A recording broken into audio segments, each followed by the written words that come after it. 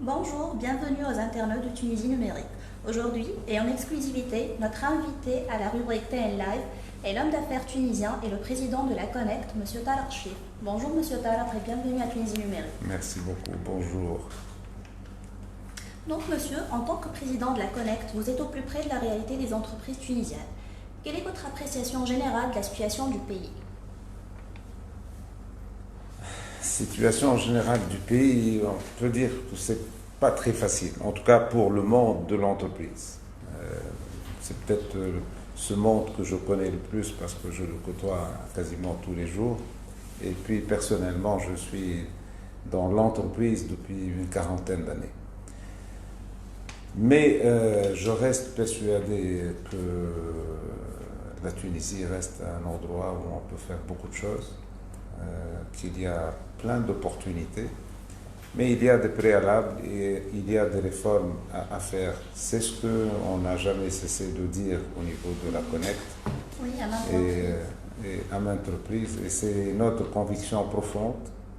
Nous pensons qu'il y a beaucoup de réformes qu'il faut les faire le plus urgemment possible, le plus vite possible. Et nous pensons que la Tunisie peut redevenir un endroit où on peut investir sereinement et avec beaucoup de bénéfices possibles. Donc beaucoup de création de richesses et beaucoup de création d'emplois. Et comment qualifiez-vous le climat des affaires actuelles? Moi, je me rappelle, mon prof, quand j'étais à l'école, avait une phrase qui répétait toujours « peut mieux faire ». Moi, je pense qu'on est dans cette situation, on peut mieux faire. Moyennant des actions qui ne sont pas très compliquées. D'abord, évidemment, faire attention à la sécurité. Là, je dois dire que la Tunisie aujourd'hui vit des moments qui sont exceptionnels au niveau sécurité. On a fait des pas de géant, on revient de loin. Et ça, c'est fondamental. Parce que s'il n'y a pas de sécurité, il n'y a pas d'investissement possible, il n'y a pas de sérénité possible au niveau du monde des affaires. Donc ça, c'est de l'acquis. Mais il n'y a pas que ça. Il y a la confiance. Et la confiance, ce n'est pas un discours qui donne la confiance, ce sont des actions. C'est un comportement. C'est une application de la loi.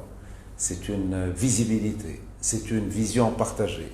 Ce sont tous ces éléments qui peuvent donner que l'environnement des affaires peut s'améliorer. La vérité, à titre personnel et au nom de la Connect, j'ai répété à maintes fois au pouvoir et au gouvernement qu'il faut avoir une structure qui s'occupe réellement de l'environnement des affaires. Et c'est important, ce n'est pas un gadget.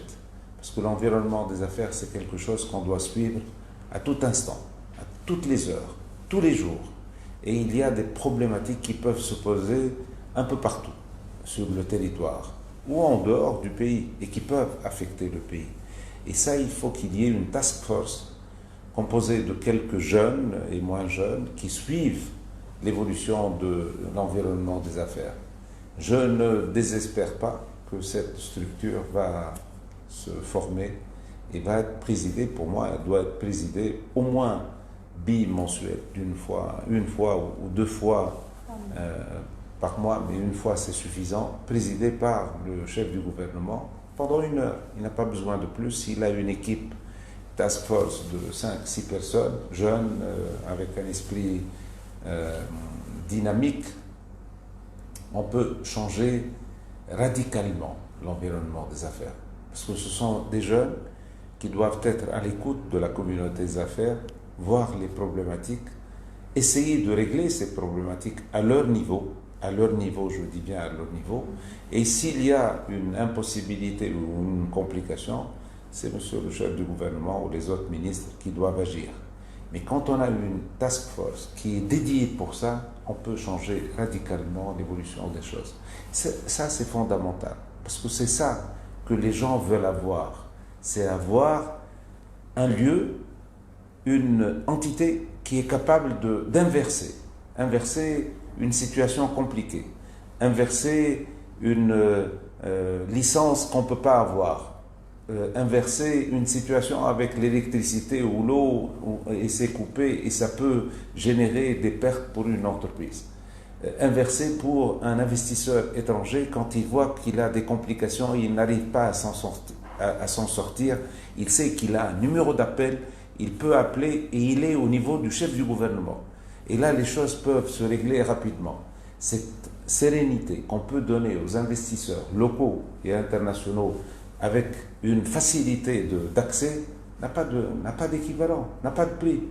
Et les pays qui ont réussi ont ces structures. Je ne suis pas quelqu'un qui est en train de prédire, pas du tout. J'essaie de voir les réussites dans le monde et je pense qu'on peut s'en inspirer valablement pour notre pays. Et est-ce que vous pensez que cela est applicable en Tunisie, surtout avec... J'ose espérer, avec tout ce que j'ai dit publiquement, j'ai écrit, je l'ai dit à la télévision, nous restons convaincus que c'est une des voies possibles et recommandées à emprunter pour avoir beaucoup plus d'efficacité, beaucoup plus d'efficience et permettre aux investisseurs locaux et étrangers d'opérer avec beaucoup plus de confiance. On revient à la confiance. La confiance, ce n'est pas un mot, ce n'est pas un discours, c'est un traitement, c'est un comportement de tous les jours. Quand un investisseur sait qu'à tout moment, il a eu une injustice et il peut la réparer en quelques heures ou une journée, ça n'a pas de prix, ça. Ce n'est pas un discours. Ça, c'est de bouche à oreille, les investisseurs vont savoir que c'est quelque chose de fondamental, de vital au niveau de l'investisseur local. Que dire de l'investisseur étranger? Qu'est-ce qu'il cherche, l'investisseur étranger? L'investisseur étranger qui, pour nous, est très important. Et là, permettez-moi d'ouvrir une parenthèse, parce que la Tunisie n'a pas les moyens, au niveau des privés, seuls, d'arriver à un taux de croissance 7-8%. Donc, on a besoin d'investissements étrangers, les IDE, FDI en anglais. C'est fondamental pour nous. Mais pour les avoir, les gens cherchent un environnement des affaires, cherchent l'application de la loi. C'est-à-dire, si demain, il a le moindre problème, un étranger veut être traité de la même manière qu'avec un autochtone. Il ne veut pas avoir une justice qui fait des différences entre le local et l'étranger. Il veut être traité de la même manière et c'est tout à fait légitime. Toute cette institution dont on parle pour l'environnement des affaires ne peut que consolider les investissements nationaux et étrangers. Et c'est de cela qu'on peut changer la situation économique, parce que votre première question était quelle situation on vit en Tunisie. La situation, il ne s'agit pas de faire un discours, il ne s'agit pas de promettre des choses, c'est l'action de tous les jours. C'est la possibilité de donner à tout un chacun d'investir, mais surtout de donner l'envie d'investir, mais avec une sérénité. C'est ça l'investissement, parce qu'aujourd'hui, les gens peuvent investir n'importe où. S'ils n'investissent pas, ils peuvent thésauriser. Parce que malheureusement, en Tunisie aujourd'hui, les taux d'intérêt sont très élevés et la tentation est grande de thésauriser, de ne pas investir, de ne pas prendre le risque d'investir, de mettre l'argent dans une banque et d'avoir un retour sur investissement entre 10 et 12% net, sans avoir à prendre aucun risque. Mais ça ne peut pas faire avancer le pays, ça ne peut pas sortir la Tunisie de la pauvreté et du chômage et des perspectives un peu difficiles pour la jeunesse. Parce que qu'est-ce qui se passe aujourd'hui? On forme les gens, mais il faut leur créer les opportunités pour travailler. S'ils n'ont pas ces opportunités, c'est le revers de la médaille, c'est les gens qui sont désespérés, c'est les gens qui cherchent à fuir le pays, à aller travailler ailleurs, ou c'est le désespoir avec toutes les conséquences du désespoir. Donc à nous de faire en sorte de dégager la route et de donner la possibilité aux investisseurs, encore une fois locaux et étrangers, d'investir à outrance en Tunisie, parce que c'est ça qui peut créer un autre cadre et d'autres perspectives pour les jeunes et moins jeunes, bien sûr.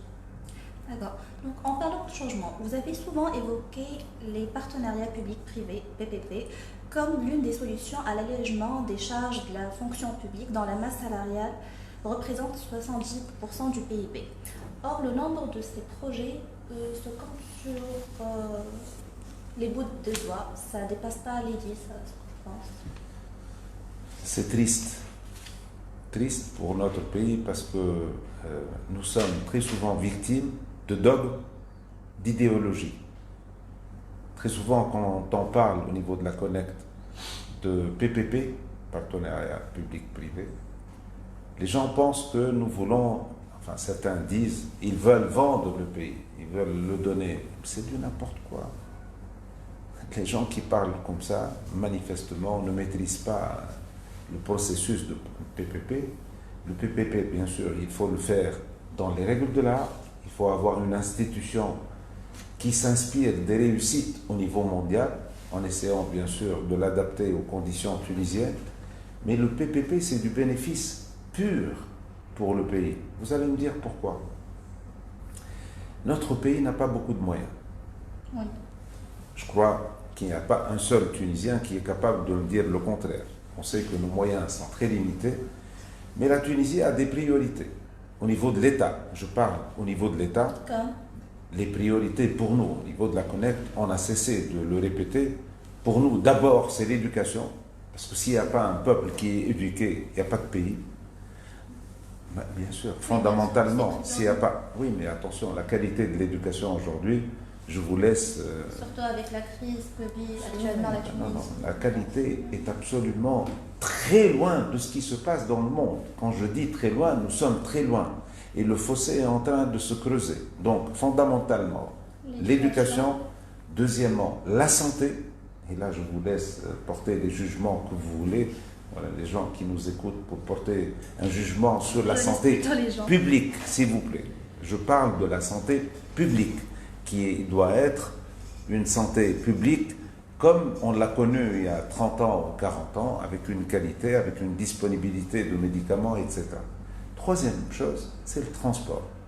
On ne peut pas avoir un pays où les gens, leur obsession première, c'est d'avoir une voiture, deux voitures, trois voitures, parce qu'au niveau d'une famille, on a des problèmes de transport. C'est impossible. Vous voyez comment les grandes villes et même les petites villes sont bousculées. Vous avez beaucoup de voitures, la circulation ne se fait pas correctement parce que les gens n'ont pas d'autre moyen que de prendre la voiture parce que le transport public n'est pas bon, n'est pas au rendez-vous, n'est pas bon, il n'est pas de bonne qualité. Alors, l'État veut tout faire, mais ces trois premiers aspects, ces trois fondamentaux, ces trois premières secteurs vitaux, qui sont des secteurs vitaux, malheureusement, l'État n'est pas en train de jouer son rôle. Qu'est-ce qu'on dit, nous? Partons du principe que l'État n'a pas les moyens nécessaires. Il y a des choix à faire. Le PPP, pour nous, c'est du pur bénéfice. Parce que ça permet à l'État de faire des choses sans laisser la population en attente. Pourquoi voulez-vous que la population de telle ou telle ville, je ne vais pas nommer, je lui dis, dans 10 ans, je vais construire un hôpital. Dans 15 ans, je vais construire une université. Dans 20 ans, je peux faire le pont. Ça n'a pas de sens. Aujourd'hui, les gens, la population ne veut plus attendre. Parce qu'avec l'Internet, avec les réseaux sociaux, les gens veulent avoir la qualité de vie le plus rapidement possible. Et c'est tout à fait légitime. Je ne peux pas en vouloir à la population de me dire je veux tel pont, je veux telle université, je veux tel hôpital. Mais le PPP, c'est tout à fait indiqué pour ça. Pourquoi s'en priver de le faire? C'est quoi le PPP? Le PPP, c'est de faire le projet le plus rapidement possible. D'abord, vous le faites par les privés, donc c'est beaucoup plus économique, parce que le privé dépense beaucoup moins d'argent que le public. C'est prouvé dans le monde entier, ce n'est pas une spécificité tunisienne. Deux, au niveau des délais, ça n'a rien à voir. Moi, je suis opérateur économique. Ce que un privé peut faire en une année, l'État est incapable de le faire. L'État, généralement, vu les procédures compliquées au niveau de l'administration, vu beaucoup de choses, va le faire peut-être en 2-3 ans. Donc, on perd beaucoup de temps, on perd beaucoup d'argent, beaucoup de temps, voire beaucoup de corruption. Qu'est-ce qu'on fait gagner à la population? On lui donne tout ce qu'il faut au niveau du cadre de vie le plus rapidement possible. Ça allège le poids financier pour l'État, ça donne satisfaction à la population. Et puis après, ce produit aéroport, faculté, hôpital. Mais après, il devient la propriété de l'État. En fait, l'État va vous donner peut-être le terrain, vous allez construire ce dont l'État a besoin, ce dont la population a besoin, et au bout de 25-30 ans, il devient la propriété de l'État. Où est le mal? Qu'est-ce qu'on a vendu? On a vendu le pays en faisant ça. C'est pour ça que je vous ai dit, à travers les dogmes qu'on arrive à instituer ou à communiquer à la population tunisienne, à travers une certaine idéologie, on a bloqué le système. Je tiens à vous rappeler que le lac de Tunis, c'est une opération PPP qui date de 40 ans, voire plus. Est-ce qu'on a à se plaindre? Est-ce que Cheikh Salah Kemel a pris le lac et il est parti avec? Pas du tout. Il a créé de la richesse. Il y a des dizaines, voire des centaines de milliers de personnes qui travaillent dans cette région. Ça a changé complètement le visage de la ville de Tunis. Donc, il ne faut pas partir de ces principes. Et aujourd'hui, les pays qui ont le plus d'argent, l'Europe, les pays du Golfe, le Maroc, font du PPP. Maximum de PPP. Parce que c'est ça qui permet de donner satisfaction à la population très rapidement et d'arriver à un autre niveau et à une autre qualité de vie. Vous savez, je vais vous raconter une petite histoire. Ces derniers temps, j'ai voyagé beaucoup et je suis allé à Paris plusieurs fois. Sur le périphérique, il y a un immeuble qui m'a interpellé, qui est énormissime. En partant à l'aéroport de Charles de Gaulle, vous trouvez à droite maintenant un immeuble énormissime. Mais je n'ai jamais compris c'est quoi cet immeuble qui est disproportionné par rapport aux autres immeubles. Et la semaine dernière, en lisant le journal Le Monde, qu'est-ce que je trouve? Je trouve la photo de cet immeuble. Vous savez de quoi il s'agit? Le tribunal de Paris. Eh bien, ils ont ramassé toutes les cours du tribunal de Paris dans cet immeuble. Et vous savez, c'est quoi? Retrouvez Le Monde de la semaine dernière, vous allez trouver en première page, excusez-moi, je parle d'un journal, mais c'est bon à savoir, eh bien c'est du PPP. C'est des privés qui ont construit pour le compte de l'État cet immeuble où l'État a mis tous les tribunaux avec toutes les commodités, avec tout le luxe nécessaire, et ça deviendra la propriété de l'État français au bout de 27 ans.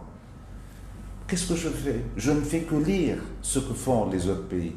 Nous, on croit qu'on est le centre du monde et qu'on va sortir des théories que les autres n'ont pas trouvées. Non, ça existe dans le monde entier.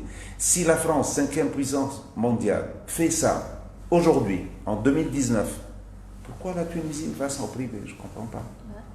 Est-ce qu'il peut y avoir quelqu'un qui peut m'expliquer pourquoi on se prive? Évidemment, on va peut-être faire des erreurs au niveau des contrats et tout, mais les contrats sont perfectibles au fur et à mesure. Si on a fait une erreur une fois, eh bien le lendemain, on essaiera de ne pas faire cette erreur.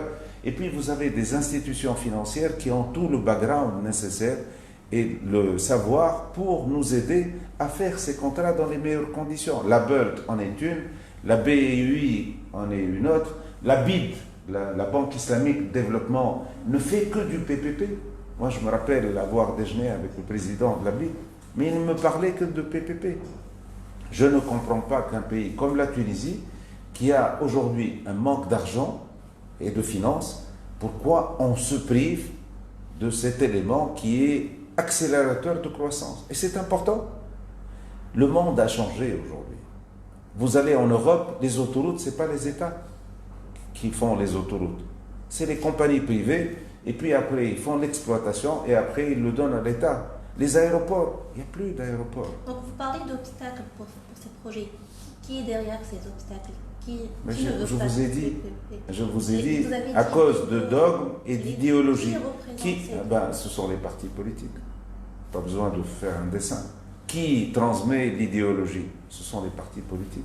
Ce n'est pas d'autres personnes. Et puis, attention, il y a des gens qui veulent garder la situation du pays telle qu'elle, pour des considérations strictement personnelles, parce qu'il y a un volet corruption, parce qu'il y a un volet autorité, parce qu'il y a des gens, pourquoi voulez-vous qu'ils donnent la construction d'un hôpital à quelqu'un d'autre? Il veut être le maître d'ouvrage. Oui, mais pour être le maître d'ouvrage, il faut avoir les moyens financiers. Si vous ne les avez pas, vous allez bloquer la population qui a réellement besoin d'un système de santé dans la région ou d'un système universitaire dans la région, etc. Il y a une infinité de choses qui nous manquent en Tunisie. Et on n'a pas les moyens de le faire. Alors, je vais embrayer peut-être sur les entreprises publiques, parce que vous avez parlé d'entreprises publiques, n'est-ce pas? Nous, on n'a pas de position dogmatique sur cette question. Pas contre les entreprises publiques. Mais on ne peut pas continuer dans la situation où nous sommes aujourd'hui. Vous avez des entreprises publiques qui sont en très mauvaise situation. La majorité d'entre elles, je parle de 102 ou 105 entreprises. Et je pense que l'État doit absolument traiter au cas par cas, mais urgemment. On n'a plus de temps. Parce qu'aujourd'hui, on est en train de dépenser de l'argent juste pour dire que c'est des compagnies nationales. Et alors, compagnie nationale?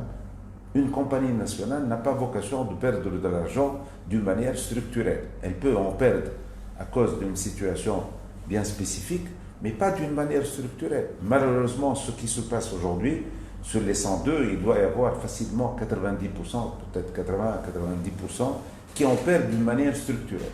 Ça pèse sur les finances publiques, ça pèse sur l'endettement de l'État, parce que l'État n'a pas d'argent, donc on doit emprunter pour injecter dans ces entreprises. Il y a un moment où il faut se dire stop, là où je dois rester, je vais rester, là où je dois diminuer ma part dans le capital, pourquoi pas? Pas nécessaire, si l'État veut garder une entreprise, ce n'est pas nécessaire de garder 100% du capital. Vous pouvez descendre à 20-25% et laisser les privés avec vous gérer, parce que les privés gèrent beaucoup mieux. Et il y a certains secteurs, ça n'a plus de sens de rester. Est-ce que l'État a une vocation, excusez-moi, d'acheter du riz, d'acheter du café, d'acheter du thé? Mais pourquoi le privé peut le faire et peut le faire beaucoup mieux que l'État? Et je suis sûr qu'il n'y a pas d'opération de corruption, etc. C'est pas un moyen de détourner les procédures classiques du marché public?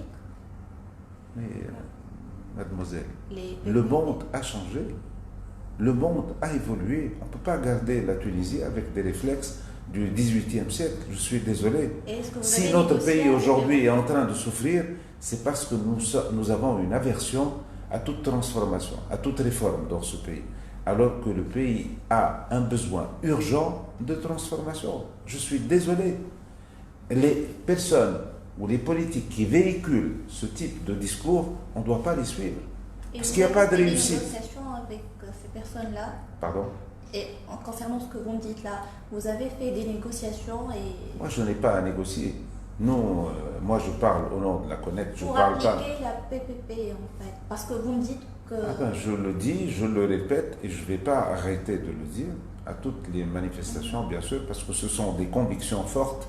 Oui. Moi, je l'ai bien dit, parce qu'à un certain moment, quand je parlais des entreprises publiques, certains, bien sûr, font un raccourci pour dire il est intéressé. Je ne suis intéressé par rien du tout. Je suis intéressé par une seule chose, c'est mettre de l'ordre dans le pays, donner des perspectives à nos jeunes et faire en sorte que les finances publiques soient en meilleure situation qu'aujourd'hui.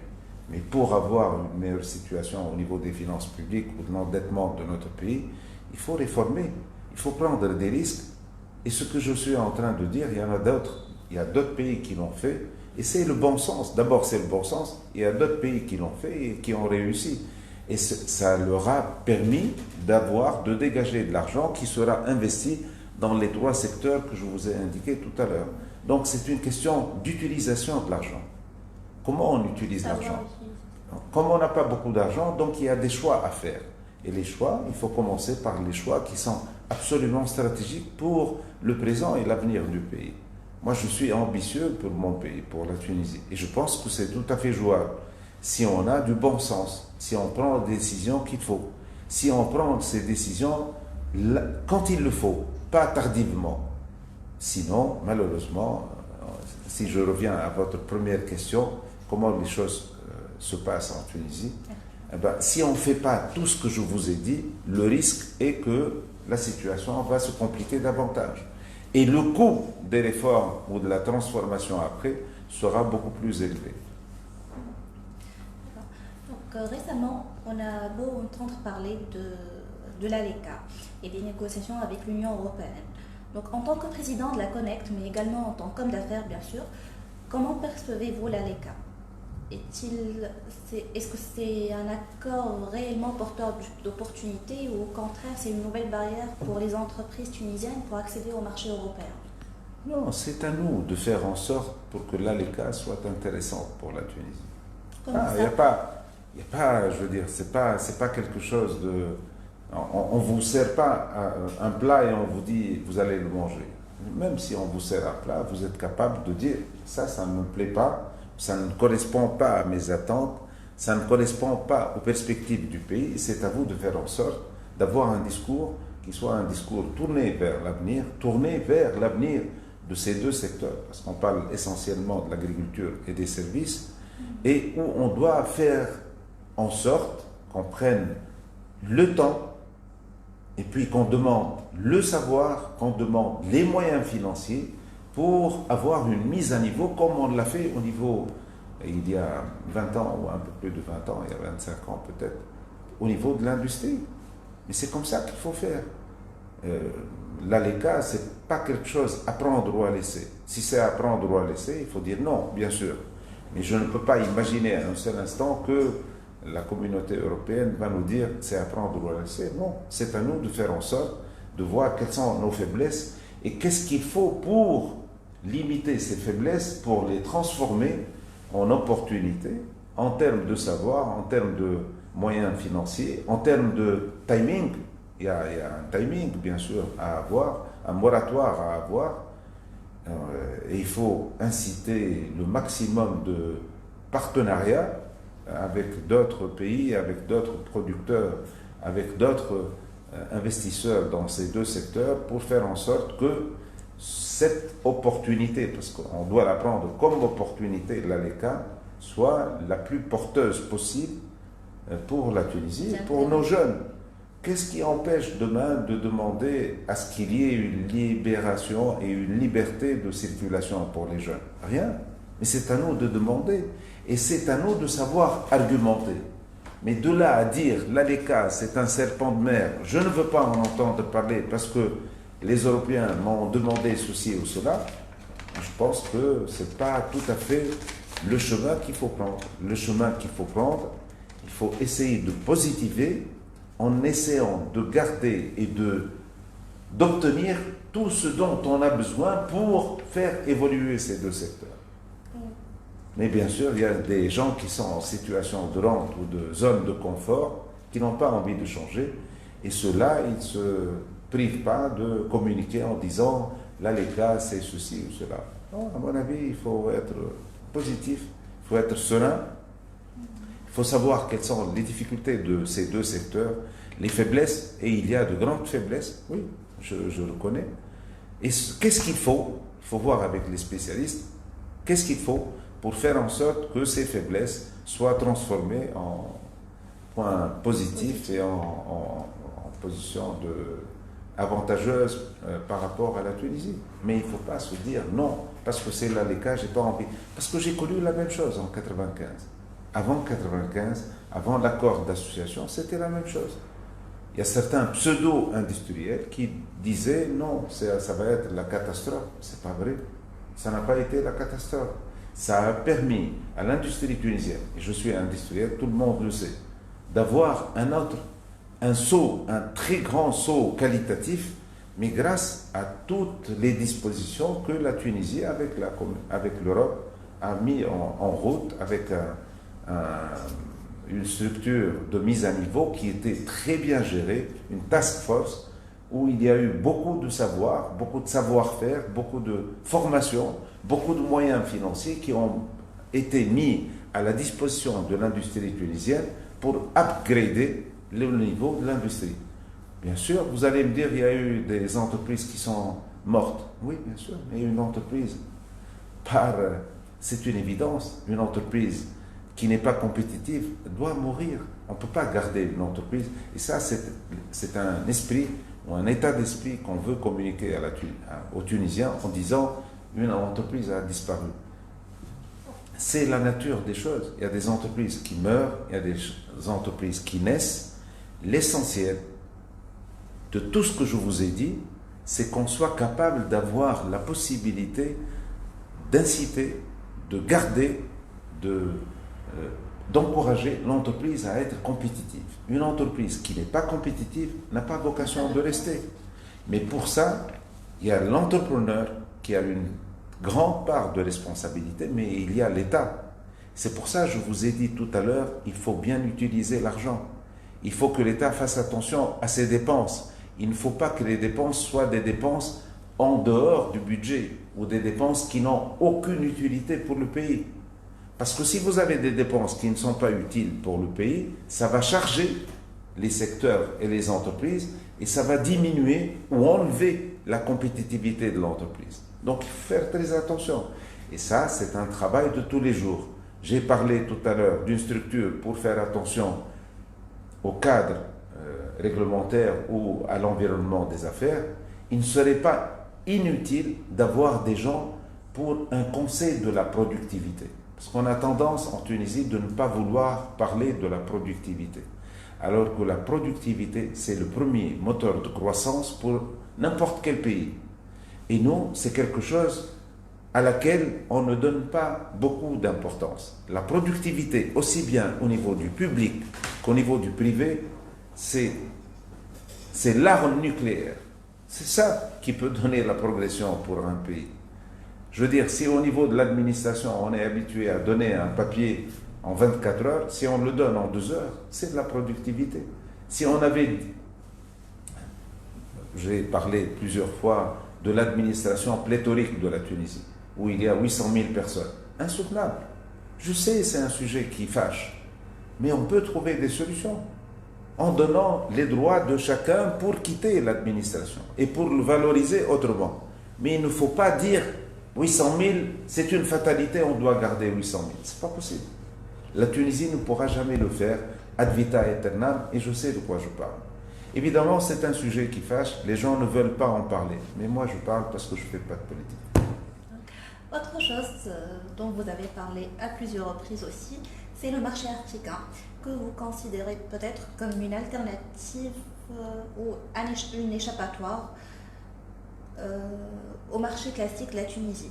Donc, surtout... Non, je ne considère pas ni échappatoire ni alternative. Moi, je pense que la Tunisie a eu une grande position avec l'Europe. Oui. C'est notre premier marché. Non. L'Europe, attention, l'Europe, vous avez une partie de l'Europe qui est en train de progresser d'une manière extraordinaire. Tous les anciens pays du bloc soviétique, à savoir Serbie, Croatie, Pologne, etc., ce sont des pays qui ont une progression qui dépasse celle de, on va dire, la vieille Europe, Allemagne, France, etc. Et ce sont des pays où on n'est pas présent, parce que quand vous voyez la Tunisie fait 75 ou 80%, on va dire 75% sur l'Europe, elle le fait essentiellement sur 4-5 pays. Donc la marge de manœuvre, elle est là. Mais il faut aller travailler, il faut faire ces marchés et il faut chercher des opportunités. Et ces opportunités existent dans les deux sens. C'est-à-dire on peut vendre nos produits, mais on peut amener également des investisseurs et des touristes en Tunisie à partir de ces pays parce qu'il y a une création de richesse qui se fait chez eux. Et ce sont des gens qui veulent visiter le monde et qui veulent investir en dehors de leur pays.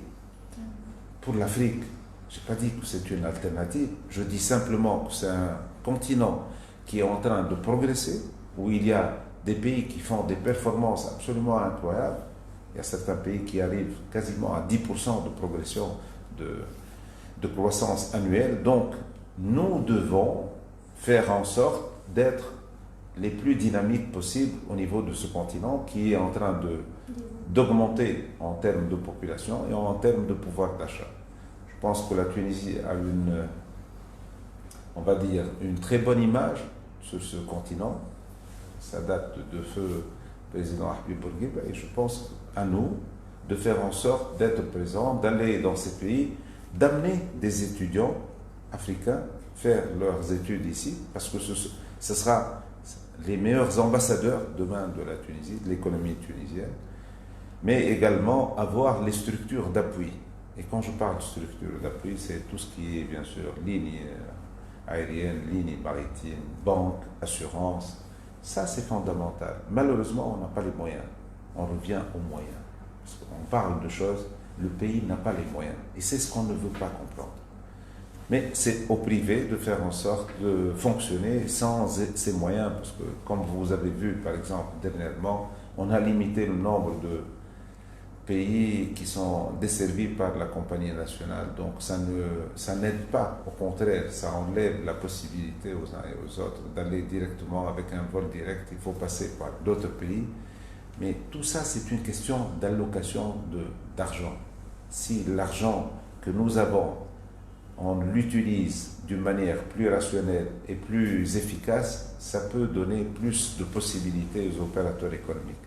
Mais ça reste un continent où tout est à faire au niveau vente, achat de matières premières, mais également au niveau installation d'entreprises en Afrique. Et ça, ce n'est pas interdit, il faut le faire. L'internationalisation de l'entreprise tunisienne est quelque chose de fondamental et de vital.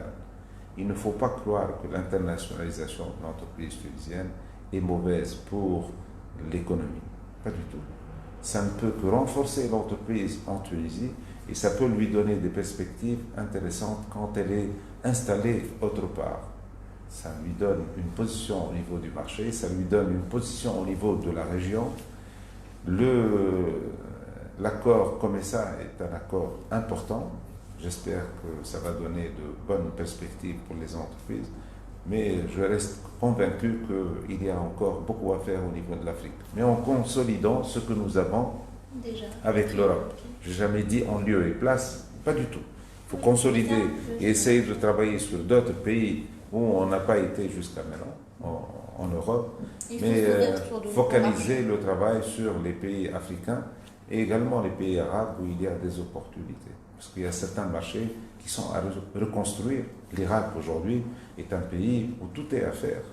La Syrie demain, la Libye après-demain, donc il y a beaucoup de choses. Et c'est l'opportunité que l'État doit travailler avec le privé pour donner le maximum de facilité pour que les privés puissent avoir un accès, le financement adéquat et le support politique qu'il faut. Quelles sont les actions et les programmes actuels de la Confédération durant l'année 2019, cette année? Voilà. Nous sommes connus pour être très actifs. Je suis incapable de les citer, mais nous avons bien sûr beaucoup d'actions qui continuent. Hier même, on parlait de transformation digitale toute la matinée. On avait un séminaire sur la transformation digitale, parce que c'est quelque chose de très important. Mais on continue à travailler sur la RSE, on continue bien sûr à essayer de défendre les secteurs où il y a des problématiques. On aura un forum des dates, et Palmier et dates à 12 heures, je crois me rappeler de la date, c'est au mois de septembre, mais ça doit être vers le 20 septembre. Ce sera le deuxième forum, c'est très important, on aura la présence étrangère importante également.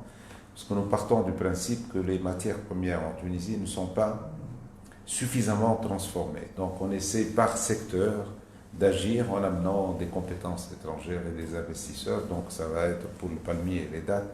On l'a fait l'année dernière, cette année ce sera à mi-septembre. Également on a beaucoup de voyages qui sont préparés. Il y aura des visites, notamment je crois la Jordanie, le Liban et puis les pays africains rebelote, donc tous les pays que nous avons l'habitude de visiter, avec qui nous travaillons, on le fera.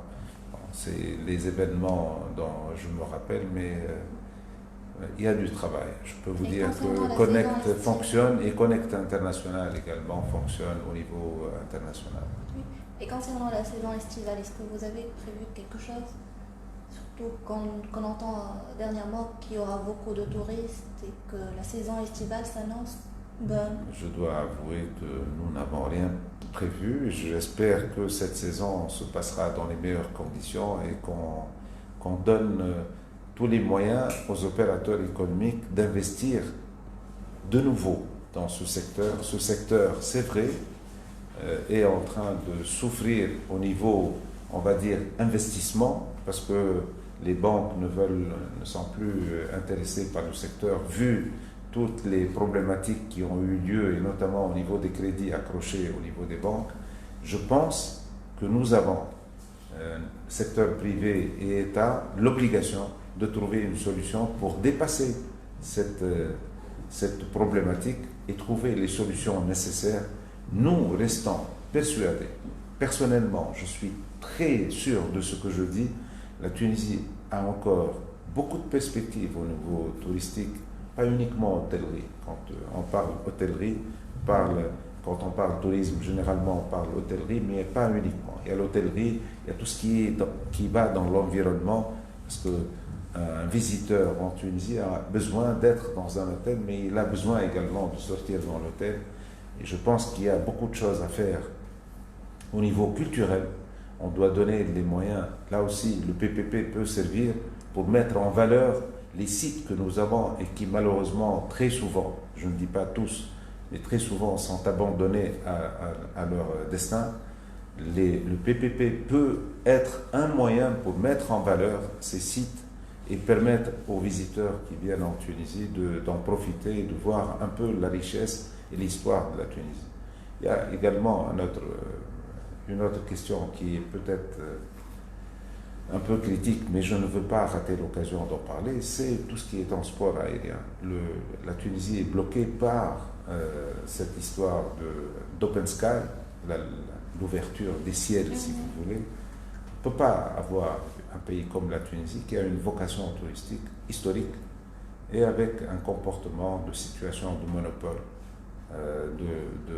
du pavillon national. Moi, je n'ai absolument rien contre le pavillon national. Si on a les moyens, continuer parce qu'en Tunisie, pour ne pas dire mettre les moyens financiers, on préfère dire restructurer. En fait, restructurer, c'est mettre de l'argent et on sait que cet argent va disparaître au bout de 2-3 ans et on va restructurer, on passe notre vie à restructurer. Nous partons du principe qu'il faut, si on a les moyens de garder Tunisiens, je ne suis pas contre, mais il faut libérer le ciel, donner la possibilité aux privés tunisiens en leur donnant des avantages, mais également aux étrangers d'opérer sur la Tunisie parce que le grand problème, et notamment en hiver et l'automne, c'est le transport des passagers, c'est le transport des touristes. Impossible, un touriste ne peut pas venir en hiver en prenant un billet d'avion sur un vol normal, régulier. Il a besoin de charter. S'il n'y a pas de charter, et notre compagnie n'a pas les moyens aujourd'hui de faire les charters qu'il faut, donc il n'y a pas de touristes. Donc les hôtels sont vides. Mais ce n'est pas uniquement les hôtels, c'est toute la chaîne de valeur qui souffre en hiver. Les restaurants souffrent, les cafés souffrent, le transport, légumes, fruits, viande, poissons, tout ça. Pourquoi? Parce qu'on veut garder une position de monopole. Nous sommes, je veux répéter notre position, nous sommes contre toute situation de monopole et surtout des monopoles qui font perdre à notre pays des opportunités. C'est bien de vouloir